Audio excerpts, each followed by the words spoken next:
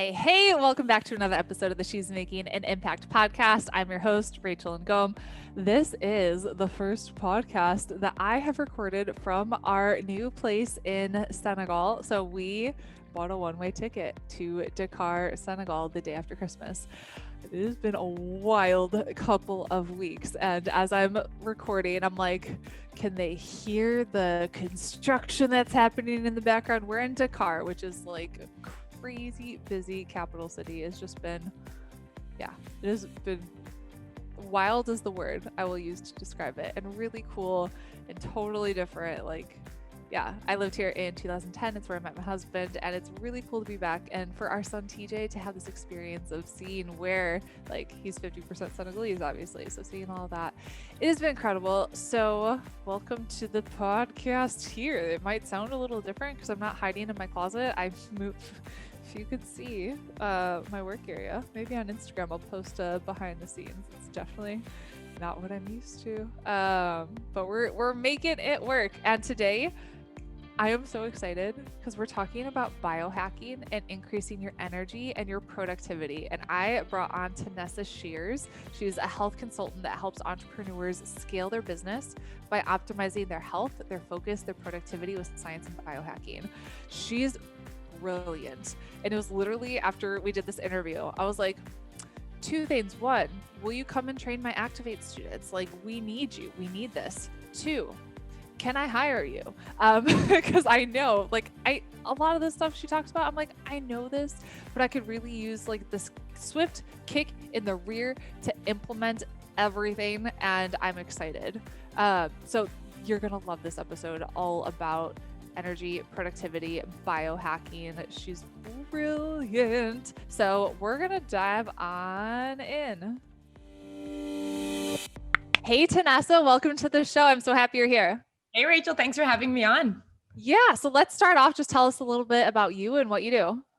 Yeah, well, I am a new mom, have a baby this year. So it's been a really exciting year, definitely watching how the business changes as you bring a baby into that and yep. Learning what that looks like. It's a whole different thing. But as far as what I do, I'm a health consultant specifically for entrepreneurs that really feel just exhausted, tired, easily distracted and stressed. So when clients come to me, they're like, I can't focus. I can't remember quick words and emails. I'm tired when I hit my desk in the morning. I have energy crashes. When my workday finishes, I just want to watch TV. I don't even want to hang out with my family. I'm so tired. So my job is to come in and really with using science and biohacking, I like to come in and take our brains from operating at the 50% that they are all the way up to 90%. And I do that by helping improve not only energy, but just our ability to have clarity so that when we go to work, we get what we need done so that we can end at the end of the day and spend time with the people we want to spend our time with. I love it. What got you into this? Ooh, it's been a long, ever evolving journey. I started as a fitness instructor teaching aquafit on the deck of the side of the pools. And naturally that kind of evolves and I became a personal trainer, and that's my original business that I opened. But as I start to learn, I have an obsession with online courses and everything to do with education. So I was like, oh, I want to take this course. And then I went and got a degree in physiology. And I found that the more I learned, whether I was layering in nutrition or sleep or biohacking or optimizing your brain, my clients kept getting better results. And so, it all started with my dear husband and sister. They're my best guinea pigs. They get to try everything after I try it on myself. But it's kind of one of those things your business just naturally evolves when you learn what get your clients better results. Yeah. I love it. Okay. So let's just start with optimizing your brain. How do you optimize your brain so you can actually focus? Yeah. So I think the first thing we have to do is identify if we're suffering from brain fog.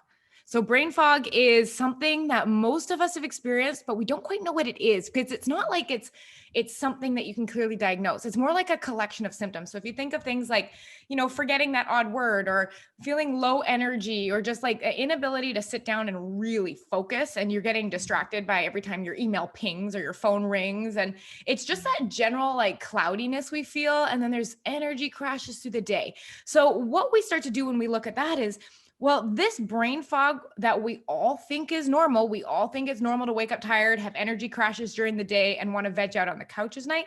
That is a sign to me that there is a lot of inflammation going on in the body. So what we do when we start to look at how to optimize your brain is we need to figure out where all the inflammation is entering into our system, whether that be poor sleep. Are we not moving enough? Are we not managing our stress? How are we eating? These are all ways that create inflammation in our body. And when it goes unchecked, it manifests as brain fog, as well as like a whole bunch of other different health conditions. How do you know the difference between brain fog and having a newborn baby? Ah, I think there's definitely a difference between like, I found with having a baby that actually the first thing that I need to do was to fix her sleep. Like if Yeah, she's not sleeping, I'm not sleeping. So we spent, I totally. think it was the first before she was born and then the 3 months after, searching the internet, taking courses because, you know, I love a good course, and Yep. finding ones that worked and setting her up for the best possible like sleep experience herself. And so once we got her sleeping through the night, then I'm like, okay, I've I've taken care of the things that are out of my control. Now, what is in my control? And then I started to make the difference between what is a circumstance that I can't control and what is one that I can. Got it. Yeah. Okay. So why is sleep so much important, like so important, and how much sleep do we really need? Yeah. The most interesting thing when I was pregnant, I was like, yeah, I'm going to be the most active pregnant lady. So I got myself a Fitbit. Turns out I had terrible pelvic pain, couldn't move more than 2,000 steps a day. Oh my gosh, me too. My back was killing me. And I'm like, I'm normally active. And I'm like, nope. Oh yeah, I would spend my $2,000 or 2,000 steps like doing my boot camp class, and then I'd be laying on the couch the rest of the day, like my hips, I can't move. But Yep. what I found from that surprised me. I always used to think I was a good sleeper, and my clients will say this too. They will say, "Oh yeah, I'm getting 7 to 8 hours. I don't need to talk about sleep." And I'm like, "Oh wait." Until you actually know what's going on, like the biggest thing I learned was that the time you close your eyes to the time you wake up, if that's 8 hours, it does not mean you got 8 hours of sleep. Humans are naturally awake 5 to 10% of their night, tossing, turning, waking up. We just aren't aware of it. So the crazy thing is, if we're going to bed at 11 and waking up at 7, we're actually probably getting closer to 7 hours of sleep. Now, most of my clients are getting 7 hours of sleep, which actually is equating to something like 6 hours, 6.5. And that is creating a lot of that brain fog. So what I said as the minimum expectation is we want to end up having 7.5 hours minimum asleep. So we then have to like reverse engineer that and say, well, if our data is showing you're spending 45 minutes a night awake, we need to be attempting to sleep for like more like 8 hours, 15 minutes. How are you tracking that? Yeah. So I get Fitbits for my clients. That's awesome. Yeah, and they export their data to me and I track everything. I monitor trends and I see what's improving. So I am a big fan of the theory that if I put energy into something, I need to be getting more energy out of it. I don't want to be losing energy doing all of these things for my health. I want to find out the most effective thing. So if I say to my clients, for example, I want you to eliminate blue light 2 hours before you plan to go to sleep. I then look at their sleep data, and all of a sudden they're not waking up as much during the night, or they're having higher quality sleep, or they're experiencing more dreaming sleep. And I'm like, that worked. We can quantify that, keep that change. Because I don't want them to be doing all these things. We're entrepreneurs, we're busy. I don't want to be giving them a bunch of things that don't have a return. They don't have time for that. Yeah. Got it. Is there an optimal window, like 10 to 6 or like midnight to 7, or what does that look like? Yeah, so that's actually called your sleep chronotype. And Okay. everyone, it's about 50% genetically determined, which Got is it. kind of the neat thing. So are you naturally like a late night owl or a morning bird? Morning person. And my husband's a late night owl. Like he could be up to midnight. And usually by 9 o'clock, I'm like, I need to be in bed. Yeah, and you're just naturally drawn to those times. So Yeah. I always think of the idea of like, we first want to respect our biological clock. So for me, I used to sleep between about 10:30 and 7. But when I started doing something called a circadian rhythm reset, when I wanted to see where my body naturally gravitated to when I wasn't artificially influencing it with my night routine, I find we're sleeping 9 to 5:15. Consistently wake up, feet on the floor, high energy. But I also have a client who sleeps from midnight to 9.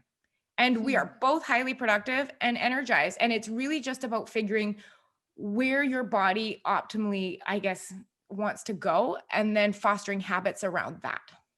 Okay. And then when you figure that out, do you have to keep it the same every night, or can you like be up until midnight on the weekends, or does it need to be like super consistent? So the more consistent you are, the higher quality your sleep is going to be, because the Got most it. interesting thing is when we sleep, there's a lot that happens to our brain.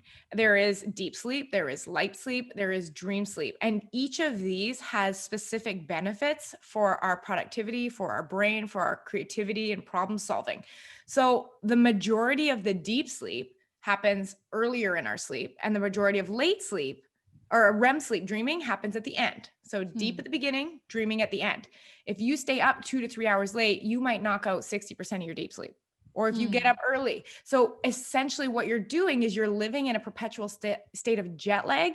And even if you're clocking 8 hours of sleep, your quality has gone down the tube. And those are those mornings you wake up being like, what is going on? I need a cup of coffee. Yeah, that's literally like, okay, so we moved to Senegal like 2 weeks ago, and here and like in France, we lived in France too. Everything is later. So by the time I'm in bed at 9 in America, people haven't even had dinner here yet. And it's like so different. So our first week here, I was up until like 11 o'clock midnight, and then I would need to be in bed until like 8 or 9 or 10, right? And it's just like I felt so out of whack that entire week. And now I'm like, I just need to get back into a routine. Like, oh my goodness. It's Yeah, well, been your wild. body feels that, right? Your body Oh naturally yeah. wants to have that rhythm. I think it's when we start interfering with that because, we want to stay up watching TV late one night, or we want to wake up early 3 days a week only and go to the gym. It really starts kind of that feeling you're probably having of like, it feels like the wrong time. I don't feel focused. What is going on? Just give me more coffee. Like that'll help everything. And then it Oh my totally gosh. messes up the next night of sleep. The coffee, Everything. it's finding that sweet balance and being like, oh, well, if I find what works best for me, this is how I'm supposed to feel. This feels Yeah. great. I don't want to go back. How much coffee is too much coffee? It's the better question is how late is your coffee? Okay. Because So could I have like 4 cups before 11 a.m.? yeah, and you know what? That is also something that you'd want to test for yourself, because Okay. everyone is caffeine sensitive Right. differently, right? Like for me, a cup of coffee, I'm good for the day. Some people, 4 cups of coffee, they're good for the day. But what we want to look at is the later in the day you have your coffee, the more it disrupts your ability to fall asleep and have deep sleep, because you Hmm. don't quite be able to, your brain is not able to shut off. So for Hmm. example, the clients that I have, if they have, an espresso or something at 7 p.m. at night, and I look at their sleep data, you can see wake ups through the whole beginning part of the night as their brain is still being stimulated by that caffeine. Caffeine takes like the half-life of caffeine, like 6 hours after you have that cup of coffee, 50% of that caffeine is still active. Is that for everybody? Because I feel like I metabolize coffee differently. And I remember when I was in college, I would be literally having like 4 espresso shots at 10 o'clock at night trying to stay up later. And I couldn't. And I was like, I'll just wake up at like 3 a.m. or something. Yeah, so I think what you might be experiencing is actually or caffeine tolerance. So Yeah, it's like one of maybe. those things where it takes more and more and more, because when you have caffeine in the brain and you're constantly stimulating those, they're called adenosine receptors that it bind with. What happens is if you overstimulate those with caffeine, your brain is like, no, no, no, and it withdraws some of the receptors. Yeah. So in order to get that same boost, you need to have more caffeine to get the Yep. same result. Yeah. Totally. Yeah. Okay. Okay. What are some nutrition hacks that we should be doing? Yeah. So my very favorite one, and it comes from a book. Like if you're just starting in nutrition, or you kind of want to get an idea of how the body works without calorie counting, there's a book that I love. It's called The Obesity Code by Dr. Jason Fung. Have Yeah, you I read? love that one. Yeah. It's a great book. That was Yeah. like, whoa. So what I've done is I've taken the concepts that he talks about maintaining consistent blood sugar, because the premise behind it is when we eat foods, some types of foods more than others, we get a rise in blood sugar, and a rise in blood sugar is accompanied by a rise in a hormone called insulin. When you Mhm. constantly are getting these massive roller coaster waves, you are experiencing energy rise, energy crash, energy rise, energy crash. And Mm. aside from, the fact that that has an effect on fat gain, it more so has an effect on inflammation, and that constant blood sugar fluctuation causes inflammation, which creates brain fog. Hmm. So during my working days, I keep my meals very, with the purpose of having stable blood sugar. So for example, for breakfast, I'll have maybe a slice of cheese, 3 scrambled eggs, and half an avocado. It's lots of healthy fats and healthy proteins. For lunch, I'll have a massive salad, proteins, some feta cheese on there. But what I'm doing is, you'll notice I'm staying away from processed foods because they are the biggest culprits of creating those big blood sugar rises and drops. And I want to keep my brain sharp as a tack, because as a mom, if I have 3 hours or an hour, I have to be with it, focused, on task, and I have to have like the most productivity. So what I'm looking at is, are the food choices I'm making keeping my blood sugar stable so that I can stay in that state of focus? So do you eat mostly keto, or do you time carbs on like just having them in the evening, or how does that work? Yeah, I have most of them in the evenings. And of course, like on the days where I'm having a weekend, I'll probably have them for lunch, but I'm not keto. So I don't count carbs or anything like that. But I do keep most of my starchier carbs for the evening for 2 reasons. Number one, then I keep my blood sugar stable during the day. And number two, there are certain carbs, for example, like rice, that help with melatonin production, which helps me sleep better at night. So it's quite interesting the way it's all timed like that. But yeah, the majority of our carbs, whether they be sweet potatoes or quinoa or rice, they're in the evening. What other foods have serotonin that help you sleep that you should have in the evening? Yeah, they're generally foods with a higher carbohydrate amount. So like I just said, Okay. the sweet potato and everything like that, Yeah. those are really good for it. There's other foods that really help. Foods with high fiber are great to help you sleep at night. Fattier foods like salmon are really great. So if you were to design like the perfect sleep better dinner, you'd be looking at a portion of salmon, maybe some green beans and Brussels sprouts, and I would just go with white basmati rice. Oh, nice. Yeah, that would be a great I sleep dinner. I like it. How do you stay energized without, so like, is there a limit to how much productive work you should do before you take a break, or how does that work? So most people will tell you the whole idea of work for 50 minutes, take 10 minutes off, or work for an hour and 40 minutes and then move around for 20 minutes. So in a situation where, say, if I have a client and they have, an 8-hour span to work every day, absolutely get up, move around, don't be sedentary all day, have some time for movement. In my case, personally, I've got 2.5 hours from 5:30 to 8 in the morning. I'm not getting up if that's my time. Like, having a baby has made me compress a business into half the amount of time. So I Isn't just it have to get up. incredible what you can do? One of my clients said to me right at about when I was 2 months postpartum, and she said to me, she goes, Tanessa, you just wait. There is this magical thing that happens as a mom. She goes, right now it's chaotic because there's no sleep routine, there's no schedule, everything is all over the place. But as soon as your baby gets into a schedule, the floodgates are going to open and you are going to be like, what did I do with all that extra time? I'm getting everything done. And it's magic. Totally. It's Yeah. like when people work full time and then they have their own business, and it's like they waste so much more time when they quit. And it's like, if you could get so much done in 2 hours if you're just super focused. So would you say that you could work those full 2 hours or 3 hours, or should you do like an hour on, take a little break, or what does that look like? If I had full time freedom, I would absolutely do, 50 minutes to an hour and a half on, 10 minutes off. And Yeah. during that 10 minutes off, doing something, like stretching or just walking up and down, maybe grab a glass of water, get up, go to the washroom. I work straight through. And one of the neat biohacks that I'll share that helps that the most is I discovered an app called brain.fm. And Write that down. yeah, essentially what it is it is almost like a remote control for the state you want your brain to be in.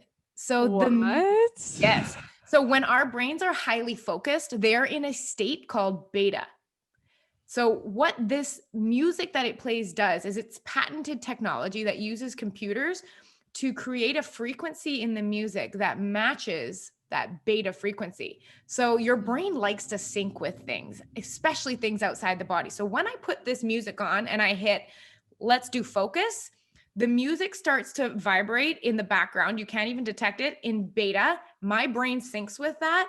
And I love this. It feels like I have like flames shooting out of the back of my brain by the end. I'm not exaggerating. It's amazing. But they also have, if you're using your remote control analogy, relax, sleep, meditate. And the Wow. relax one I use when I'm reading at the end of the night, because my busy entrepreneur brain needs to quiet. So I put Yeah. on relax. I read a book, and I was sitting there the other night and my heart rate dropped to 49. I was awake. I was reading, but that is how much your brain waves control your blood pressure, your heart rate, your state of being. So Wow. I use it to high speed the time it takes to tune into the state I want. I don't have 30 minutes to get into flow in the morning. It needs to be 10 minutes. Totally. Okay, that's incredible. I can't wait to download that app and play around with it. That'll be Yeah. so fun. What other biohacks do you have? Ooh, so another one that I'm really liking right now, which most people are like, there's no way I'm doing that until they do it. It's hot, cold contrast showers. Yep. Right. So this was Yep. me. I'm the person where it's like, 30 degrees, so hot on the beach. And I'm like, I'm not going in the water. It's cold. Like I'm that person. So this idea was, I did it kicking and screaming, let's just say. Yeah. But the purpose behind it is it really helps reduce inflammation. It helps burn a type of fat called brown fat, which is actually very active. And it really helps you create clarity. And it's one of the most fascinating things it also does is it with your self-discipline, learning how to do stuff that makes you uncomfortable. So the idea that you don't want to do. Totally. It's not been a day where it's winter here right now. It's freezing. Yeah. There's not a day where I'm like, ooh, a cold shower. That sounds great. But like what I do is I get in, I go cold for 20 seconds and I just, approximately count hot for 10. And I do that 10 times through for 5 minutes. It's a method that's developed by a biohacker named Ben Greenfield. I've heard of him. Yeah. Oh my gosh. It is something that I like secretly look forward to / don't like at all. But when I'm doing it, like, we're awake and I'm working on controlling all the feelings that I'm feeling right now because that is cold. But it is something that I do in the morning that really allows me to feel sharp. And that gets So me you going. said it's 20 seconds of hot, 10 seconds of cold. Or Or 20 seconds of cold. Okay. 20 seconds of cold, 10 seconds of hot, and then you repeat that for 5 minutes. Yes. Okay. I can do it. I mean, we're in Senegal where it's so freaking hot. So I'm totally down. That's gonna feel awesome. And I commit to doing it tomorrow. I will. Let me know how it goes. I will. Okay. What other biohacks? Oh, I know you okay. have like a million. I do because I eat, sleep, and breathe this stuff. So I know it's so fun. I love it. Husband, not so sure. Right about at 7:30 at night, I put on these blue light blocker glasses, but they're not just the type you see everyone wearing. They have red lenses in them. I look like I'm from space. But essentially, what it does is when you look through these lenses, the filters on them, it's some kind of patented tech. It's something they use on the lens. But essentially, what it does is it blocks blue light, green light, and violet light from entering into your eyes. The reason this is important is though our brains are particularly sensitive to those wavelengths. And the reason that becomes a problem is when our brains receive blue light, like we're looking at a screen right now, blue light is entering our eyes. What it does is it's putting a brake on melatonin, saying like, it's daytime, stay awake, no melatonin is to be produced. So that's all great until we actually want to go to sleep. So when we're staring into our devices right before bed, we're essentially saying, I don't want to fall asleep quickly. And when I do, I don't want it to be that good. So by putting on these red filtered lenses, what it essentially allows me to do is live my normal life with our light bulbs are all LED in our house. And I can look at my phone, I can look at my screens, and I'm not having the effect on my sleep had I had not had them on. So it is a wonderful way to cultivate like a healthy melatonin hormone production. So it can help. Okay, I love it. I love it. How about 2 more biohacks? 2 more. Okay. Let me think. I think one of my other favorite biohacks, let me see. I have a whole bunch of them that I always like to go through here.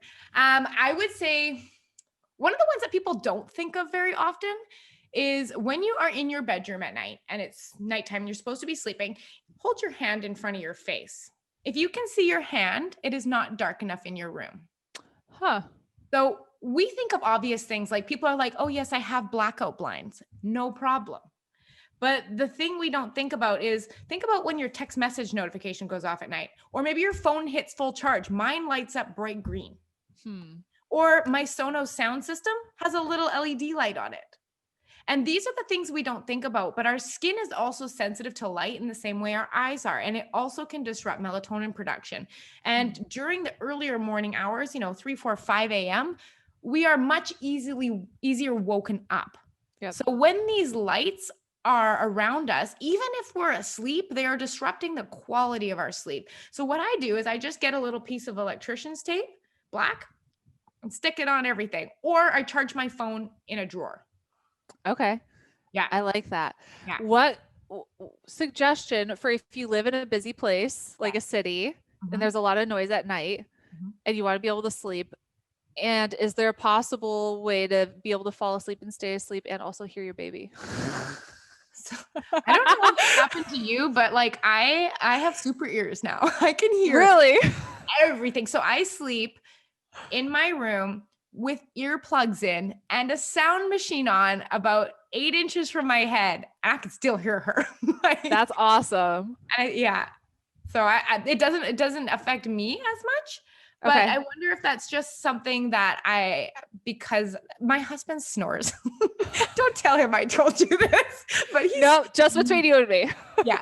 He snores. And so it startles me in the middle of the night a lot of the time and I wake up. So I had to adapt with the earplugs when we moved in together. So having that, I was always used to sleeping with earplugs. And so adding that and the sound machine was actually something that we had when the baby was sleeping in our room. But when she moved to her own room and took the sound machine with her, I was like, I want one. Because totally. I wasn't I waking loved that sound machine. I loved having her. Okay. I'm going to use a sound machine on my iPad or something. Oh yeah, it's wonderful. Especially if you're going to use that like a Spotify playlist or something, I recommend choosing one song and looping it because your brain will wake up at the changes in songs otherwise. Really? Yeah. Okay. Yeah, it's been wonderful. I went out, like it was literally 2 days. I was like, I need that sound machine. I had wonderful sleeps. I love it. What's one of the best books you've read? Ooh. You've mentioned a few. Well, I was going to say the Obesity Code was one of the ones that like really opened my mind. And I was like, wow.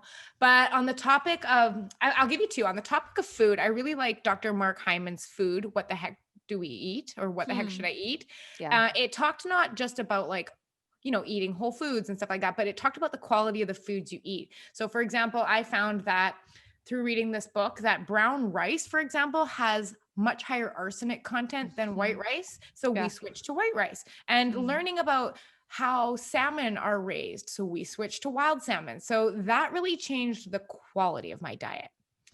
So the second book that I really like is called Breaking the Habit of Being Yourself by Dr. Joe Dispenza.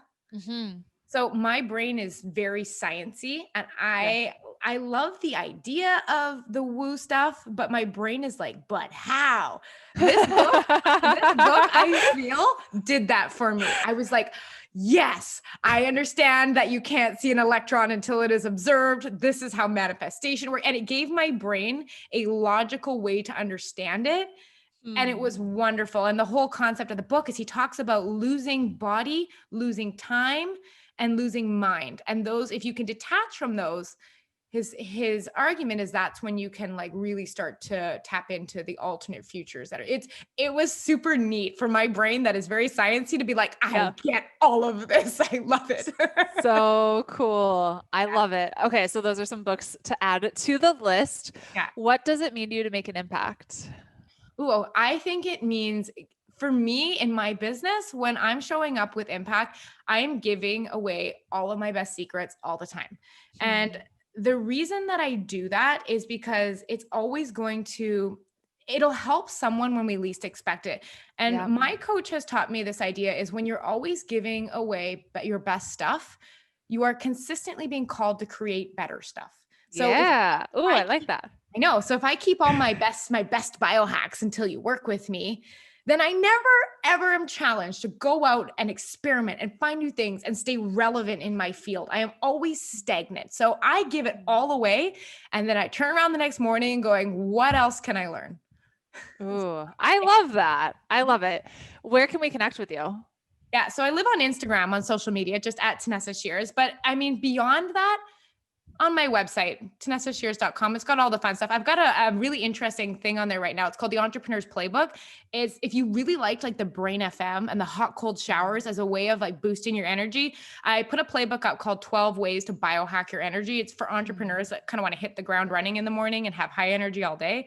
So that's available on there or at like TanessaShears.com/energy. Cool. Tanessa, I feel like I could talk to you for hours and ask you so much more about brain hacking. So thank you for being here with us. I really appreciate it. Oh, thank you so much for having me on.